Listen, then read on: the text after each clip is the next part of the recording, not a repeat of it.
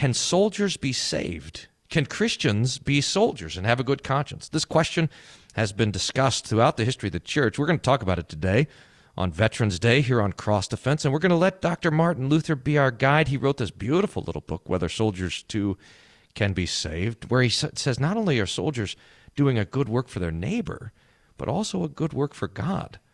We'll talk about it. Thanks for downloading the podcast. Here we go.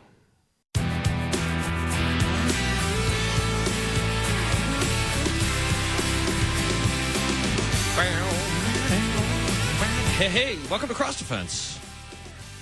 Good Monday afternoon. God be praised for a new day in His mercy and in His kindness. I'm your host, Pastor Brian Wolfmueller, here on Cross Defense, pastor of St. Paul and Jesus Deaf Lutheran Church in Austin, Texas, broadcasting from the new Tower Studio here at St. Paul. Drop in. I'll give you a tour, although it's not impressive yet.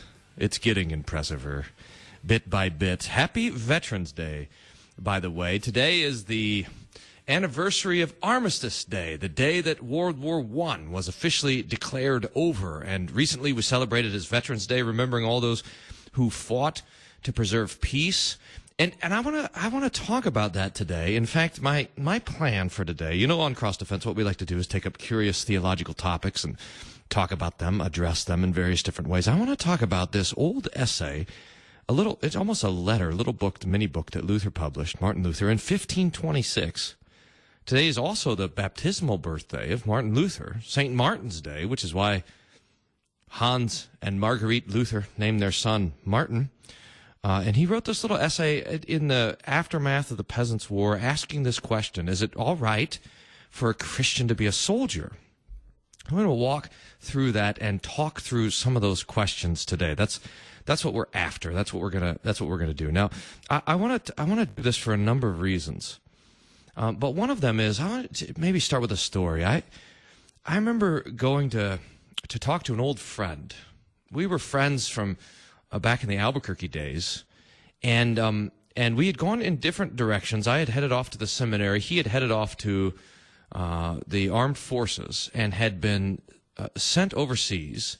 We knew each other from church, but he had been sent overseas. He'd done a couple of tours, I believe, in Iraq, and we had lost touch with one another until a couple of years ago, and he reached out because he was going to be close by, and asked if we could get together, and I went to visit him, and he was wrestling with a deep and profound wrestling with his vocation as soldier, with the things that he had done, with the things that he had seen, with the things that had been done to him when he was serving overseas as a soldier. And as he was wrestling through those things and thinking through those things, I said to him, well, remember what we learned about this in catechism, that to go and be a soldier is a good work. And he stopped. He said, wait, say that again. And I said, being a soldier is a good work. And the work of fighting that a soldier does is a good work. And he was stunned. He said, if I learned it, I had forgotten it. And he said, that is the most incredible thing that I've been told. I've been talking to, the military provides kind of doctors and friends and psychologists and stuff and people to talk to. And he said, I've been working through these things, who I am and what I've done and what I've seen and what I've experienced. And I have been trying to process all of these things as sins. I didn't think that they were good works. I thought that they were terrible sins that I had done. And I wasn't sure if I could be forgiven. He says, you are absolutely blowing my mind here, Brian, he tells me. I never even conceived. And I realized at that point that this doctrine, this teaching, this understanding that soldiering is a good work in the sight of God is perhaps something that we've lost sight of in the church. So I want to just work through a couple of the things that Luther talks about that in this regard in this little essay, Whether Soldiers Too Can Be Saved. Now, this essay, by the way, is available. You can download it for free. I've got it on my website. If you just go to wolfmueller.co/downloads, I think that's the way to do it. You go to /downloads, and you can just scroll down to the list of Luther books that we've got, and you can get, or you could order a print copy for $5.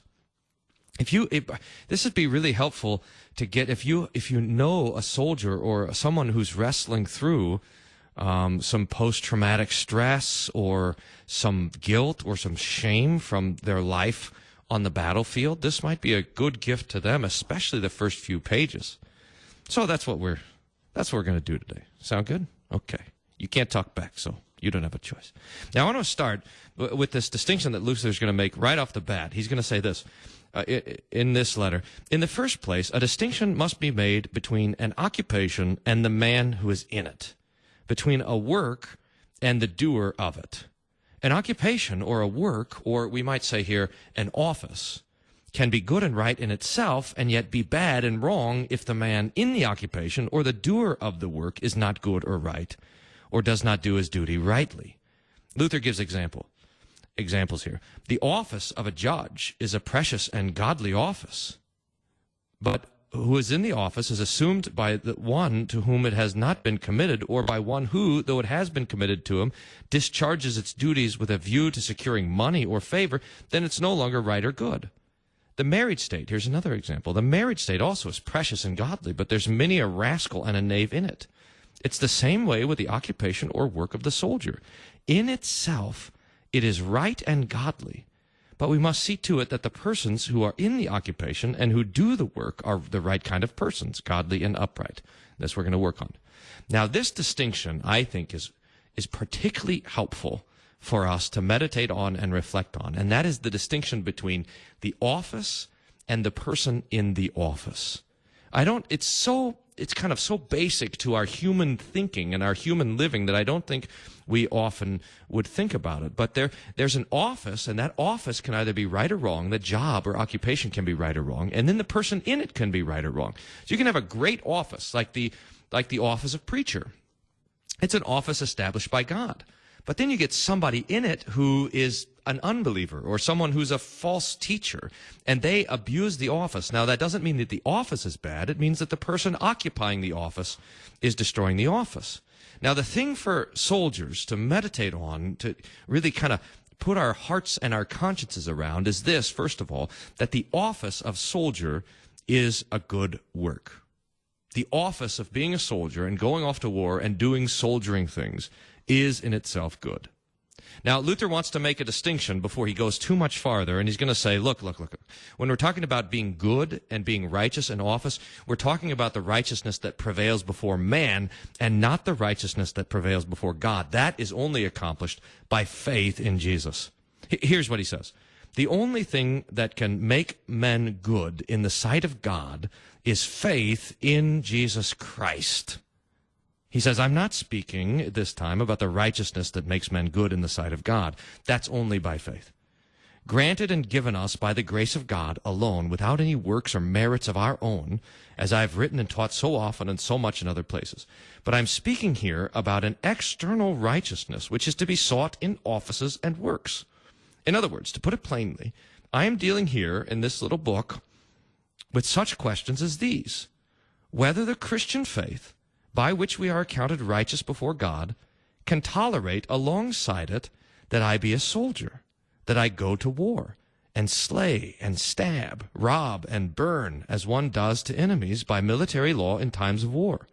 Whether this work is sin or wrong, about which one should have scruples before God, or whether a Christian must only do good and love and kill no one, nor do anyone any harm. I say that this office or work, even though it were godly and right, can nevertheless become bad and wrong if the person engaged in it is bad or wrong. Now, so Luther wants to say, look, when we're dealing with this question of righteousness, there's two ways to think about it. Is going to be a soldier, even if it's a great high good work, is that going to make me right in the sight of God? And the answer, we all cry out together, no. The only thing that can make me right in the sight of God is Jesus. Is faith in his death and resurrection, is a trust in his blood for us. That's what makes us right. But what makes me right before one another? What makes me right before you, the listener, before the people in my congregation? What makes me right before my wife and before my children? That's not faith in Jesus. That's actually living according to the good works and the offices that God has given me. Now, Luther's going to explain why going to war is a good work. And here he's going to lean right on Romans 13, verse 1. Now, if you're a soldier or if you're interested in these things, Romans 13, verse 1 and following is for you.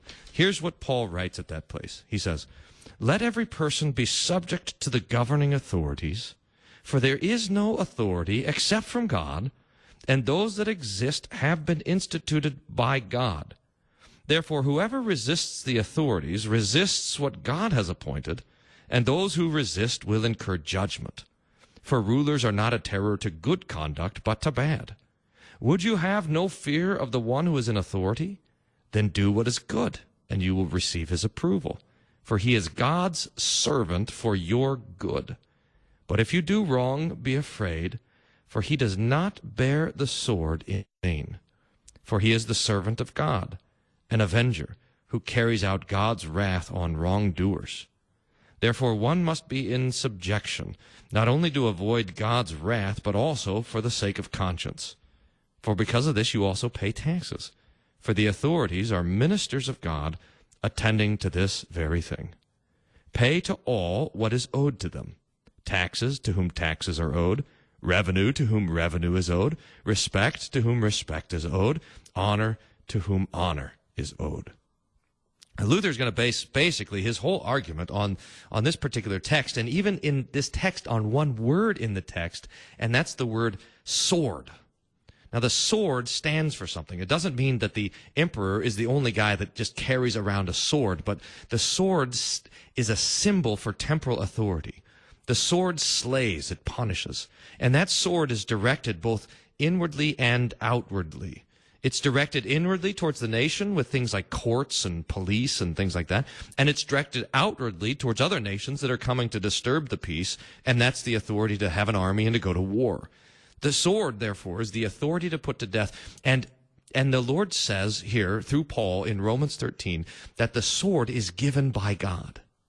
It's not something that authorities take up themselves, but it's actually instituted by God. Here's how Luther says it.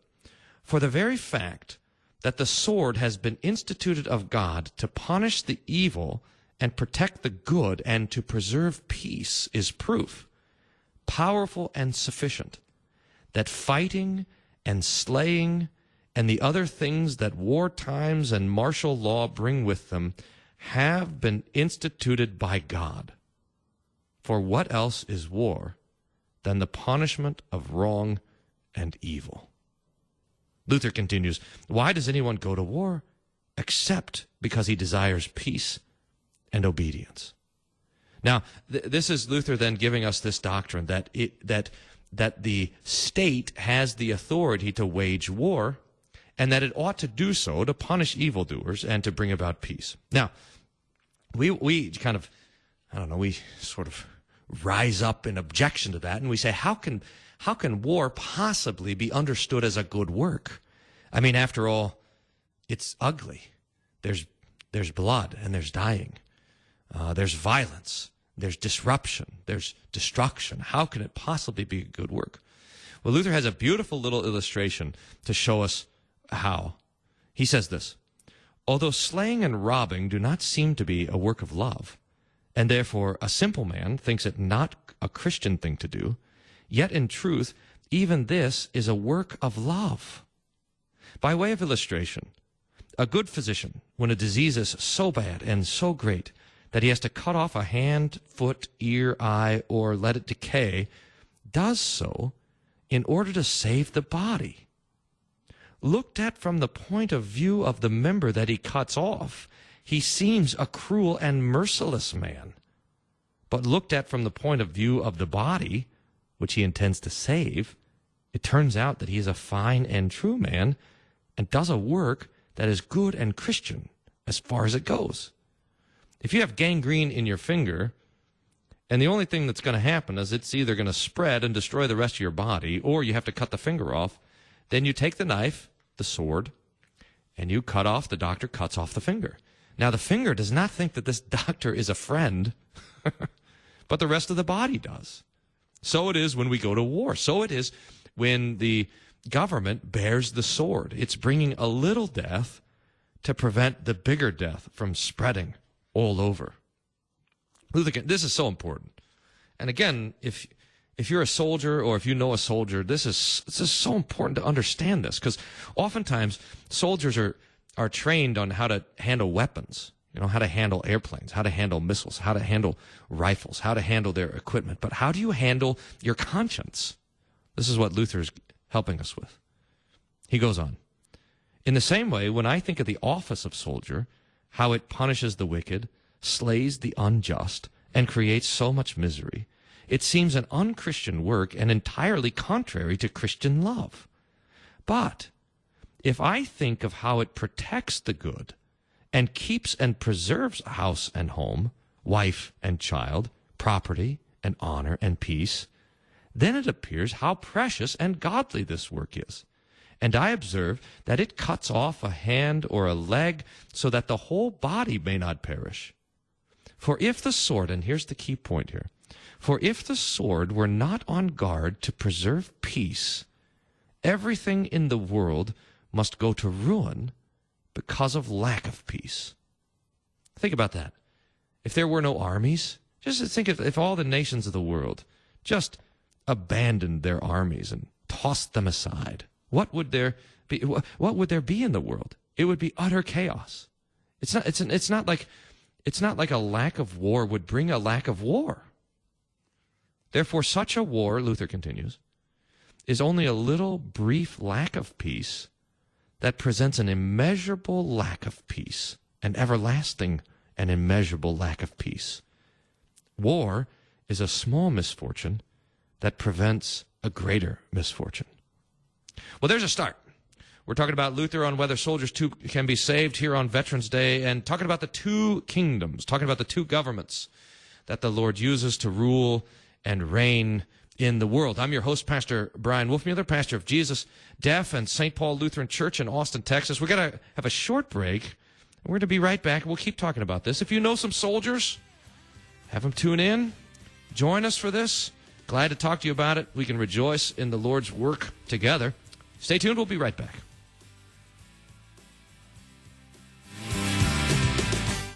Hey, thanks for listening to the podcast here. Your host, Brian Wolfmueller, in the middle, interrupting to talk about support for the podcast. If you enjoy the show and want to help keep it going, KFUO is doing not only this show, but a ton of other great episodes. And all of it is listener-supported, listener-sponsored, and so forth. If you have interest in being an underwriter for the show, supporting maybe just the podcast or something like that, would you let me know? wolfmueller.co/contact. We can talk about what the options are there as well. Thanks again for listening, for sharing, for being part of the fun. Back to the show.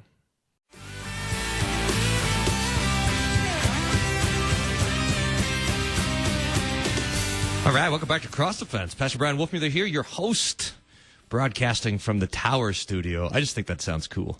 The Tower Studio. You know, Luther had his Tower moment. Happy baptismal birthday to Martin Luther, who was born yesterday. His dad took him right down the street to be baptized in the church there the day after, St. Martin's Day, how he got his name. We're talking about Luther's idea whether soldiers too can be saved. This comes up all the time in the church. It's this question of, is it right for a Christian to be a soldier? Can a Christian go to war with a good conscience? What is it murder if a soldier stabs and slays and kills and shoots somebody? Is that murder, or is that what? How can it not be? And I told you the guys the story at the very beginning. I was talking to a soldier friend of mine and said, hey, it's not murder. In fact, it's a good work. It's not breaking the fifth. When a soldier goes to war, non-Christian or Christian, no matter, when a soldier goes to war, they're not breaking the fifth commandment. They're keeping the fifth commandment.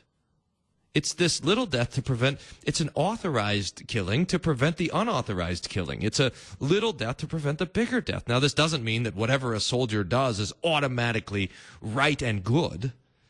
Like, it's good for a pastor to preach, but that doesn't mean that everything he says is directly from God. No, he has the obligation of living right in the office. And the same is true for a soldier. Just because a soldier is a soldier doesn't mean that he's above the law and the requirements of right and wrong. But the basic work of being a soldier, of going off to war in obedience to the government and so forth, is in fact a good work. And that's what we're talking about in this little tract, Whether Soldiers Too Can Be Saved, written by Luther. It's a big question, and Luther's taken it to us, and he gave us this picture. Imagine that a finger or a toe is sick, and the doctor has to cut it off to prevent the infection from spreading to the rest of the body. Well, the toe doesn't think that this is a good work, but the rest of the body does. So it is with war.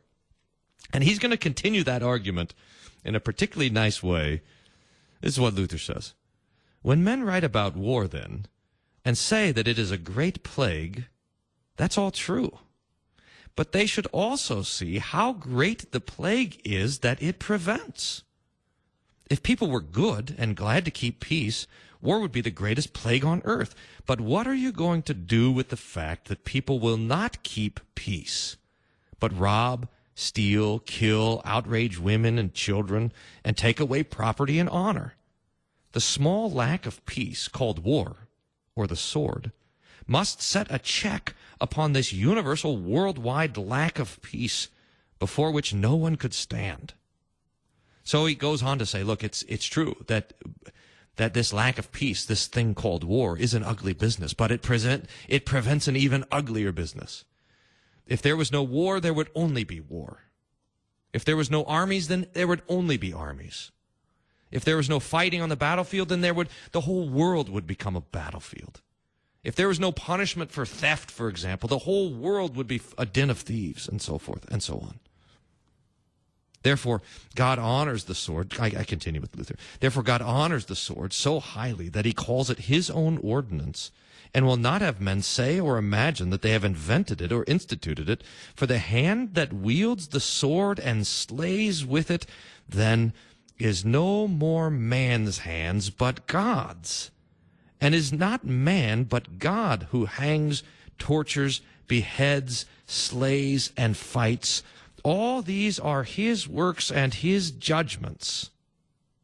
We said before that this is an astonishing insight for most soldiers, that to go and to fight is not only not a sin, but in fact a good work. But Luther goes on to say, not only is it a good work, that it's God's work himself. For the one who bears the sword does so at God's institution. It's God who is doing this thing. When a nation goes to war to defend itself and to defend its peace, it's God who is bearing the sword and bringing the judgment against the people that are being fought against. In a word, Luther continues, in thinking of the soldier's office, we must not have regard to the slaying, burning, smiting, seizing, etc.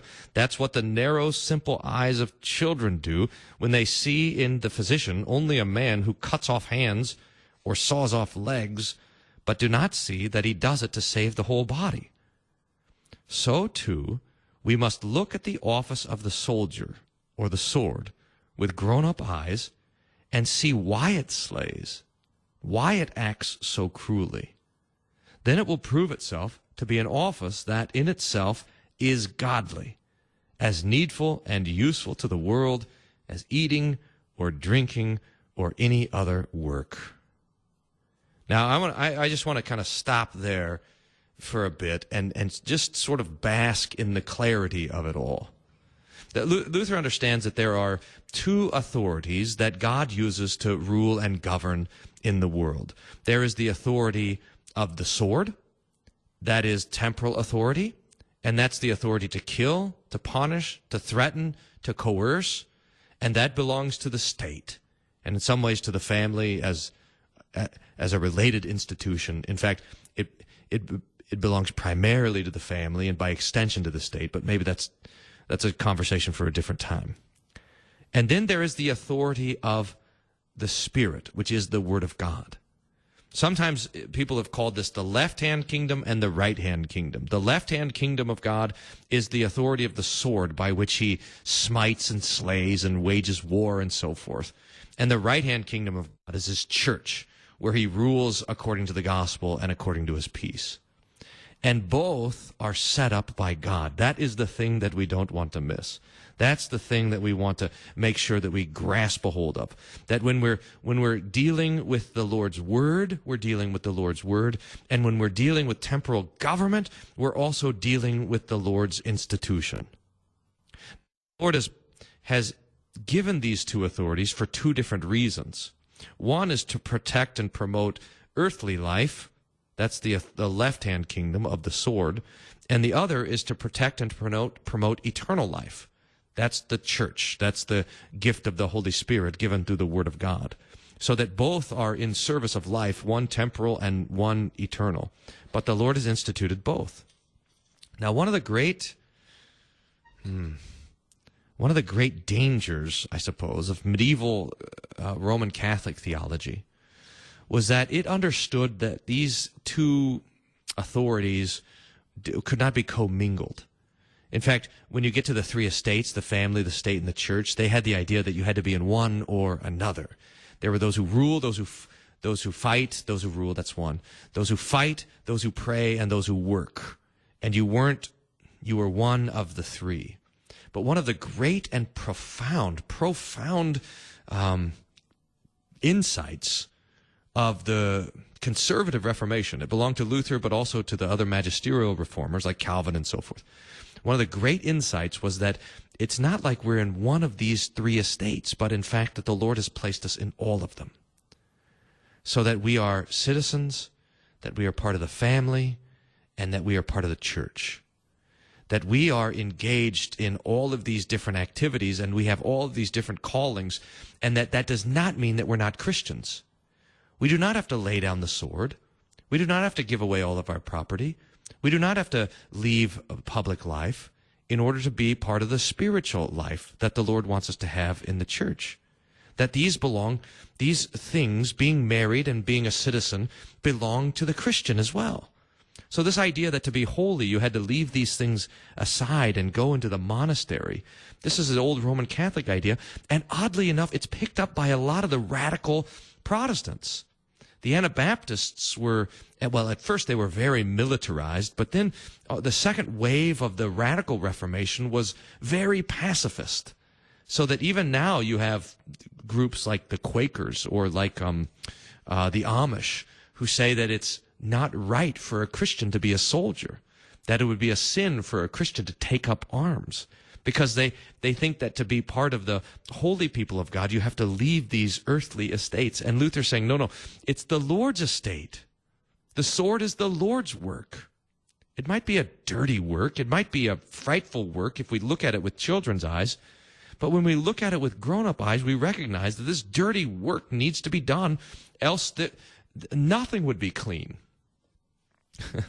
Nothing would be safe. Nothing would live. Okay. Now, Luther's going to go on and press this argument a little bit further, because remember, just because a work or an office is good doesn't mean that the person in the office is always doing the right thing. And that's what we have to talk about next. There are some who abuse this office and who slay and smite needlessly for no other reason than because they want to. But that is the fault of the person, not of the office. For where is there an office or a work or any other thing so good that self-willed wicked people do not abuse it? They are like crazy physicians who would cut off a sound hand without necessity and just because they wanted to. Nay, they're part of that universal lack of peace which must be prevented by right war and sword and forced into peace. This is so Luther says, now granted, there are some people who want to go to war just because they have a bloodlust. They're violent people. And they're going to go and be soldiers just so they can be violent. Now, is that good? Luther says, no, that's actually evil. And it's one of the reasons why we have to have war and why we have to have courts and law and justice to prevent people like that from doing whatever they want. It always happens, and always has happened, that those who begin war unnecessarily are beaten, for they cannot finally escape God's judgment, that is, his sword. It finds them and strikes them at last, as happened to the peasants in this revolt. So, Luther says, If you're just going to war to go to war, and this is a principle that he's going to develop for quite a bit in this whole tract, but if you're just going to war to go to war, you're in trouble, because history is going to show us that those who go and simply start wars, those who go to just be out of a desire to go to war, those who do that kind of thing always end up falling short. All right, a little bit more. I'm going to skip a couple of pages to get because we always run out of time on this show, and we're going to do that again today. But we'll skip forward a little bit and pick up a few things. Here's Luther talking about these two governments. He talks about this. Christians, indeed, do not fight and have no worldly rulers among them. The government in the church is a spiritual government, and according to the Spirit, they are subjects of no one but Christ. This means that the Christian exists. The Christian is a citizen of the heavenly kingdom. The Christian, but before the Christian is an American or a Canadian or a Mexican or a Kenyan or a Russian or whatever. Before the Christian belongs to a country, their citizenship is in heaven. Our first king and ruler is Jesus. We belong, first of all, to him. And we live in his spiritual government, which is governed not by the sword, but rather by the word and by the Spirit. And so we live subject to no one in this way, as Christians, as the baptized believer. But we're not only spiritual. Luther says, nevertheless, as far as body and property are concerned, they, the Christian person, is subject to worldly rulers and owe them obedience. So that according to being Christian, according to our baptism, we belong to the kingdom of Jesus. But according to our body and our property and our family and our history and all this sort of stuff, we belong to earthly rulers and we owe them obedience. If worldly rulers call on us to fight, then we ought to and must fight and be obedient, not as Christians, but as members of the state and obedient subjects as regards the body and temporal possessions. So that we don't go to fight because we're Christians, but we go to fight because we're citizens. We go to fight because we are people, because we are men who live in a particular country and who are under authority. That then is the sum and substance of it. Oh, I wonder if I should skip this paragraph. No, let me give you this paragraph too. This is so great. By the way, I'm reading from Luther, Whether Soldiers Too Can Be Saved, and you can download a copy of this thing if you just go to wolfmueller.co/downloads, and you'll find a ton of stuff to download, a ton of free books. I'm skipping around and picking up things, but it's better to just to go and get it. And I think you can buy this thing for like $5. If there's someone that you want to give it to, it's just never nice to give someone like a free PDF download. It just doesn't make a good gift. But if you know soldiers or people who are struggling with this, or basically, anybody who has a vocation of violence, a police officer, a judge, an executioner, a lawyer, these are all vocations of violence. In fact, I think probably in some way every vocation has some violence involved in it. I was thinking about this in regards to surgeons the other day. That's kind of a quiet yet violent vocation. But every vocation involves some form of violence, so we all need to know that this is a good work that we're doing.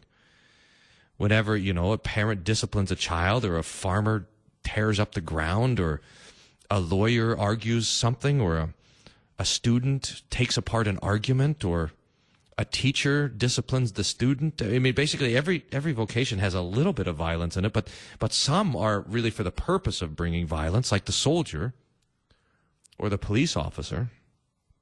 This would be good to give it to them, because we want to know how to handle the conscience when it comes to this kind of violence, because we know that this violence wasn't originally intended by God, and yet the Lord has instituted the sword to prevent this great spread of violence everywhere.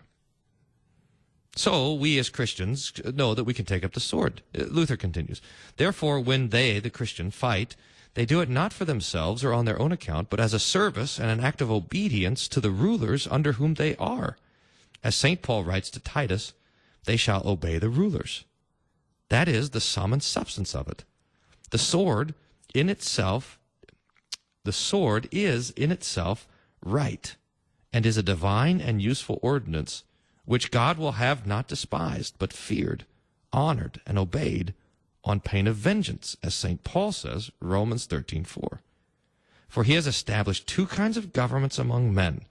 The one is spiritual, it has no sword, it has the word, by means of which men are to become good and righteous, so that with this righteousness they may attain everlasting life.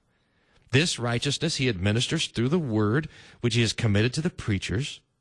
The other is worldly government, through the sword, which aims to keep peace among men. And this he rewards with temporal blessings. For he gives to rulers so much property, honor, and power to be possessed by them above others, in order that they may serve him by administering this righteousness. Thus God himself is the founder, Lord, master, protector, and rewarder of both kinds of righteousness. There is no human ordinance or authority in either, but each is altogether a divine thing. Now this is good for soldiers to remember. Hey, you're listening to Across the Fence. I'm your host, Pastor Brian Wolfman. We got one more segment.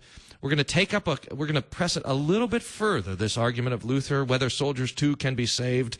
Talk about these two types of righteousnesses, more on the authority of the sword, here on Veterans Day, November the 11th, 2019. Again, God be praised for the work of the soldier. We'll be right back. Stay tuned.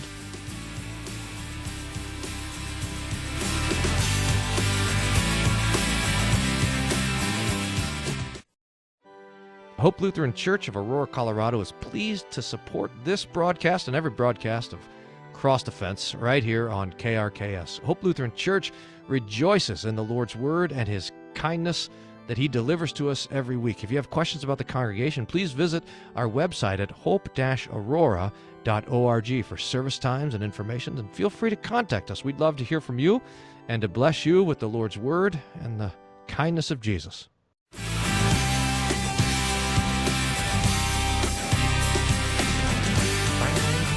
Hey, welcome back to Cross the Fence. Pastor Brian Wolfmuller here, pastor St. Paul Lutheran Church, Jesus Deaf Lutheran Church in Austin, Texas, broadcasting from the Tower Studio. Man, this is just a cool thing to say. I don't know. Good things happen in towers, I think. That's where Luther came clear on the gospel, and that's what we're talking about today. Not Luther's clarity on the gospel, but Luther's clarity on the doctrine of vocation. It's an overlooked hallmark of his teaching that he was able to see with a keen clarity how we ought to think about things like vocations of violence. And especially on today, Veterans Day, we're talking about what it means to be a soldier. And we're establishing this, that being a soldier is in fact a good work, that the Lord himself is the one who's instituted the sword. And he's not instituted it in vain. He intends for it to be wielded. So that the work of going off and soldiering is a good work, a work that we can do with confidence. Now, there's a lot. So, and again, whether soldiers too can be saved, you can find it online. If you go to wolfmuller.co/downloads, you can download it for free. Or there's a button there next to it. I think you can click and order it. I think it's $5. It might be $4, $4 or $5, something. This is a great little book for anyone who is a soldier. If you have family members who are soldiers, this is the stocking stuffer you're after. I'm skipping to the end where Luther is taking up a number of questions, and one of the questions is it okay for citizens to rebel against their rulers? Now, Luther's not going to directly be asking or answering the question of like the American Revolution. I think the stuff that he says in here applies. If you guys are interested in that, let me know. Send me a note. Wolfmuller.co has a bunch of other stuff too, including a button that says contact, where you can send me email and stuff like that. So if you're interested in my thoughts on the American Revolution, I don't know if you are. It's kind of an old conversation, but anyway, let me know. But he's talking about especially the peasants' revolt. This is his context. And the peasants had said, hey, the rulers won't let us hold the gospel or whatever excuse. Can we go and rebel against them? And Luther says, boy, it's better to have one wicked tyrant than to have a whole mob of little tyrants. And he gives this great picture. He talks about how basically, no, if you're under authority, you don't have the authority to go and rebel against those in authority. Neither is it wise to do so. And the Lord can take care of it without enlisting his Christians to do it. And the tyrants don't want to be afraid because they want to remember that the Lord is in fact in charge. And Luther goes back to that again and again. Whenever we see injustice or trouble in our own lives, it's almost as if the devil is tempting us to forget that God's in charge and that vengeance belongs to the Lord. And he tempts us to take into our own hands the means to make things right. Luther, and I skipped this, but he talks about in here, it's really quite nice. He says there's a difference between being right and wrong and judging right and wrong. It doesn't seem like that big of a difference, but it is a huge difference for us. And the question for us is, do we have the office of judge? Do we have the office of vindicator? Do we have the office of chastiser? Has God given us that office or not? If he's given us that office, we should execute it, and we should execute it faithfully. But if he hasn't given us that office, we have not. So he's going to give kind of at the end of that, he's going to give a little kind of a funny story. He says, I'm going to give you an example or two of this about how we should act under tyranny. He says, they should be noted. It would be profitable to follow these examples. We read of a widow who stood and prayed for her tyrant most devoutly, that God would let him live long, etc. The tyrant heard it and was astonished, because he well knew that he had done her much harm, and this prayer was unusual, for prayers for tyrants are not commonly of that kind. He asked her why she prayed thus for him, and she answered, I had 10 cows in your grandfather's time. He took 2 of them, and I prayed against them that he might die, and your father became Lord. It came to pass, and your father took 3 cows. I prayed again that you might become Lord, and he might die. Now you have taken 4 cows, and so I am praying for you, for I'm afraid that he who comes after you will take the last cow and everything that I have. How'd you get it? In other words, you say, well, I got a tyrant, so I get rid of this guy, give me someone new, but the new guy is even worse. Here's another example, Luther says. The scholars, too, have a parable about a beggar who was full of wounds and flies that got into... Oh, this one's kind of gross, by the way. Just be warned. The beggar who had wounds and the flies got into it and sucked the blood and stung him. There came a merciful man who wanted to help him, and he drove away all the flies from him, but he cried out and said, what are you doing? Those flies were almost full, and they didn't worry me so much, but now the hungry flies will come into their place and will plague me far worse. So one person comes in to try to help, and he makes the problem worse. Luther says, do you understand the fables? To change rulers and to improve rulers are 2 things far apart as heaven and earth. Changing may be easy, improving is doubtful and risky. Why? Because it's not in our will or power, but only in the will and the hand of God. The mad mob, however, does not ask so much how things can become better, but only that things may be changed. Then if things are worse, they will still want something different. And this is an amazing, this is so relevant, dare we say, to us today, that the mob just wants someone different. It doesn't care what it is. It just wants something different. Luther says, to change is one thing. To improve is quite another. To change is easy. To improve is very difficult. So be careful just chasing after change. Okay. Let me take it to the end where Luther takes up a couple of questions. And he asks one, which I think is really interesting. He says, what if I'm a soldier and my prince in this context, or my country, my ruler, goes into a war that's wrong? What should I do then? Suppose my Lord were wrong in going to war. And here's Luther's answer. If you know for sure that he's wrong, then you should fear God rather than men, and not fight or serve, for you cannot have a good conscience before God. He says, well, what if I'm being compelled? What if my wife and children and my property and everything will be taken away, and I'll be shamed as a coward and so forth? The answer, You must take that risk, and with God's help, let go what goes. He can restore it to you 100-fold, as he promised in the gospel. He that leaves house and home, wife, goods for my sake, shall get it back 100-fold. In all other works, too, we must expect the danger that the rulers will compel us to do wrong. But since God will have us leave even father and mother for his sake, we must certainly leave lords for his sake.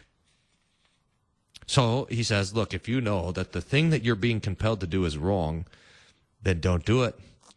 Take your lumps and trust God. And really, it's like every piece of pastoral advice I think I've ever given. You got to take your lumps and trust God.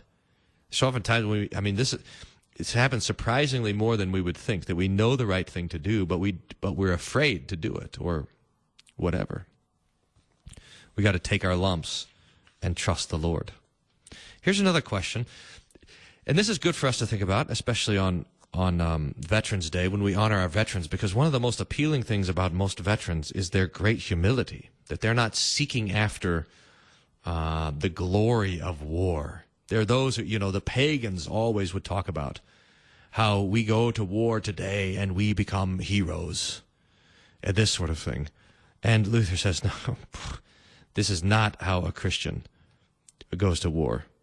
In fact, he's going to talk about how Christians what they should hear from their superiors before the battle starts. The fourth question, what's to be said about the man who goes to war not only for the sake of wealth, but also for the sake of temporal honor, in order that he may become a big man and be looked up to? The answer, greed of money and greed of honor are both greed. The one as wrong as the other, and he who fights in this vice gets hell for himself. We are to leave the honor and give the honor to God alone and be satisfied with the wages and rations.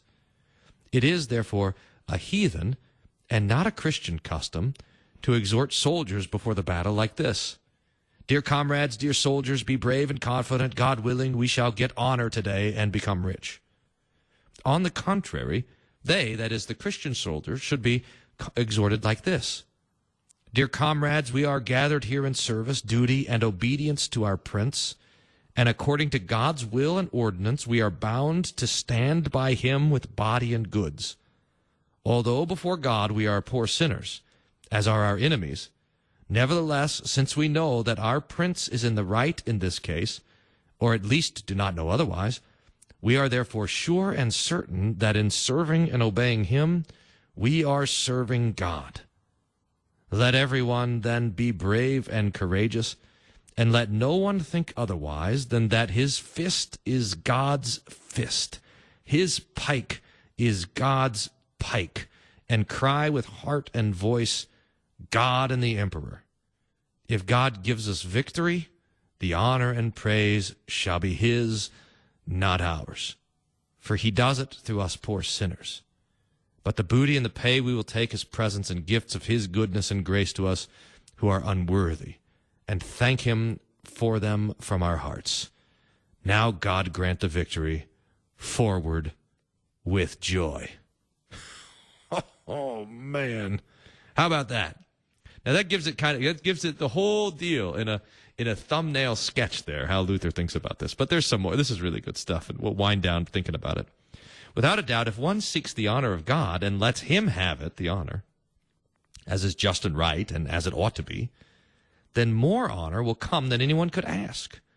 Because God has promised in 1 Kings 2:4, he that honoreth me, him I will honor again, but he that dishonoreth me shall be dishonored in return. Since he cannot fail to keep this promise of his, he must honor those who honor him. And the one of the greatest sins is when one seeks one's own honor. For this is nothing else than robbery of the divine majesty. Let others, Luther says, let others, therefore, boast and seek honor. Do you be obedient and quiet, and your honor will find you. Many a battle is lost that might have been won if honor alone could have done it. For these honor-greedy warriors do not believe that God is in the war and gives the victory. Therefore they do not fear God and are not joyful, but foolhardy and mad, and at last they are beaten. So this is it. God is in the war. God is in the sword. God is in the judge. God is in the president and the Congress and the Senate. God is in the general and the soldier and the tank and the missile. God is in the country and the nation and the authority that it bears. And he's there exercising his authority, exercising the sword, preventing chaos and death from spreading everywhere, preventing destruction and pillaging and dishonoring from spreading to every place. God is there, and he's doing these things. But he's not there to save. The Lord exercises his power to protect us and keep us alive, to give us a little bit of peace. But when it comes to save, the Lord does it in weakness. He does it in humility. He does it in the quietness of the incarnation of our Lord Jesus. He does it in not in exercising authority, but in suffering the authority exercised by the Sanhedrin and by Pontius Pilate and by the soldiers who were the executioners that day at Golgotha. That's where he saves. And that's where he saves the soldier and the ruler, the prince and the ruled, those who are victorious in battle and those who lose their lives in battle, those who are soldiers and those who are not. That's where we are saved. The office of soldier is a good work. But it's only sinners who are soldiers. And the only hope for sinners is Jesus Christ. I mean, think of that. The one who was nailed to a cross by soldiers, who was pierced through his lungs and into his heart by soldiers. The ones whom the soldiers there at the cross says, truly, this is the Son of God.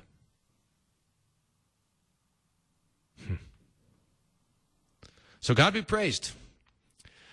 God be praised on Veterans Day for all of you veterans who have served the cause of peace, and especially those who've done so in the Lord's name and who have marched out to war with joy and with faith. God be praised for Jesus, who went to war with sin and death and who bore all of these things for us on the cross to save us. The soldier and the sinner all alike. God be praised that he gives us life in the body, and God be praised in Christ that he gives us life eternal. Thanks for listening to Cross Defense. I am your host, Pastor Brian Wolfmueller, pastor of St. Paul Lutheran Church and Jesus Deaf Lutheran Church here in Austin, Texas. Oh, I'd love it. Stop in and see us sometime whenever you're in the area. God be praised for that. And check out more theology. You can find it all at the website, wolfmueller.co. Make sure to listen to past episodes of this show, Cross Defense. And thanks for hanging around. Thanks for being part of the fun here on Cross Defense, where every week we take up theology to excite the imagination with the joy and comfort that the Lord gives. Talk to you next week. God's peace be with you.